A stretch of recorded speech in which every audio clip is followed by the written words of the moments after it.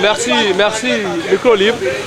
Moi, ce qui me fâche aujourd'hui, c'est la position sur laquelle le gouvernement nigérien demeure toujours. Il faudra que le gouvernement nigérien fasse aussi des concessions. Parce que le gouvernement béninois ne peut pas tendre la main autant plus qu'il n'en a. Il a déjà tendu la main. Et il faut que j'exhorte le gouvernement nigérien à saisir rapidement les différentes opportunités jusqu'à preuve de contraire.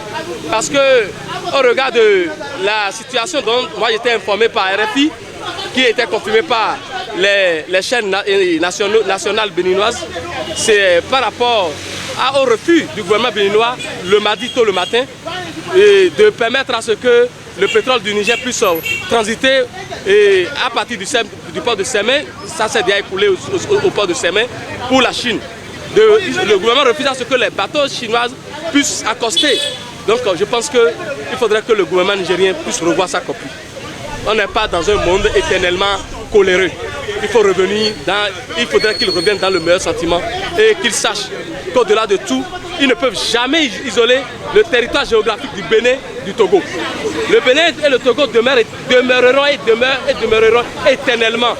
Donc, au pire du cas, s'il y a de petits guéguerres entre les deux régimes, ils n'ont qu'à savoir que quand deux éléphants se battent, c'est les zèbres qui en souffrent. Le peuple béninois en souffre, le peuple nigérien en souffre. On a eu le temps de faire les analyses, de poser les diagnostics.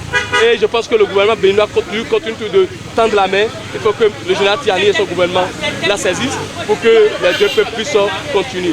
On ne dit pas forcément au gouvernement nigérien de nous retourner tout ce qu'on leur faisait. Mais rien que pour ça, vous savez, il y a les céréaliers. Pour la campagne agricole passée, c'est près de 4 millions de tonnes de maïs que le Bénin a produit.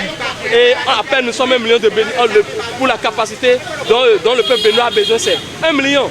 Et vous savez, la cherté du maïs, il y a l'oignon par-ci, ils n'ont qu'à normaliser tout ça pour que ça puisse être bon pour les deux parties et pour que les peuples demeurent et continuent dans la fraternité.